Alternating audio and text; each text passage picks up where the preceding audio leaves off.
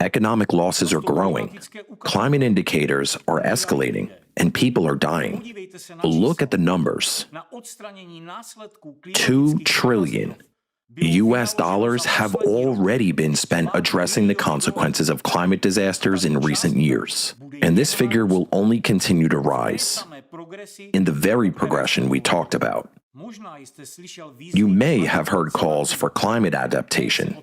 This is indeed a widely discussed topic today, but you, as an exceptional intelligent person, please think about what exactly we are being asked to adapt to. To the destruction of humankind? Ask residents of flooded Valencia or earthquake-stricken Turkey, what were they supposed to adapt and how? And what will happen when 7-magnitude earthquakes become a daily reality across the globe? In such conditions, how will production continue? Laws will be upheld, or order be maintained. What are we being offered? To live in open fields? But how would modern society function under such conditions? That's not a script of a post-apocalyptic movie. It is already becoming a reality. For many, it has already become reality. Speak to those who have survived these catastrophes. The primary war humanity is fighting today is a war against the climate. And this enemy is more fearsome than any other. You cannot negotiate with it, bargain with it. Send it a video address or offer a peace treaty. The climate has already become more dangerous than war. And today, the people who have become victims of climate disasters are saying so themselves. Now, imagine the scale of impending migration amid food shortages. Initially, authorities will attempt to control this process, but it will very quickly spiral out of control. And this is only the beginning. It will not stop.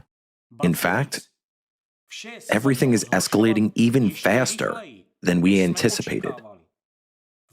We were off by 1 year in our forecasts. The reason for this error lies in our desire to remain optimistic and look at the situation with hope. But the reality turned out to be far worse. What will come next? In chaos, survival might be possible for a time, but ultimately, the climate will erase everything.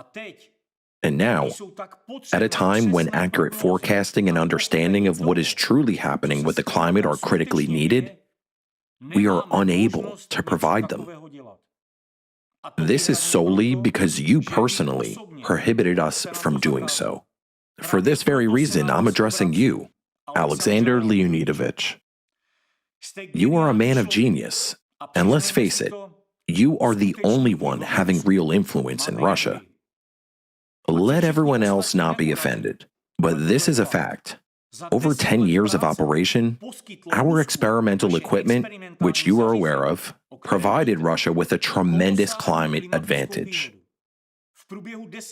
For 10 years, the indicators of extreme climate events in Russia were significantly lower across all parameters compared to other regions of the world. The operation of this equipment also positively impacted the climate situation in Kazakhstan, China, and Eastern Europe. However, when you labeled us as undesirable and kicked us out, the said experimental equipment was dismantled and removed from Russia.